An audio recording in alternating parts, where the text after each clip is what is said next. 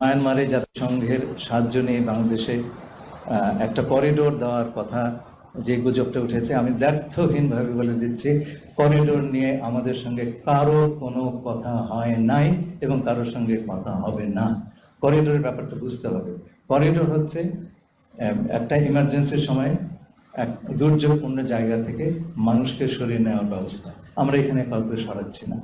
আমরা যেটা করছি, যেহেতু আরাকানে সাহায্য সহযোগিতা এইড এর উপকরণ অন্যান্য সাপ্লাই রুট দিয়ে দেওয়া সম্ভব হচ্ছে না, জাতিসংঘ আমাদেরকে এইটুকুই বলল যে আপনারা এই সাহায্য, যেটা তারা তো সাহায্য দিয়েই যাচ্ছে আপনার রোহিঙ্গাদেরকে গত 7-8 বছর ধরে, সেটা আমাদের চোখের সামনে।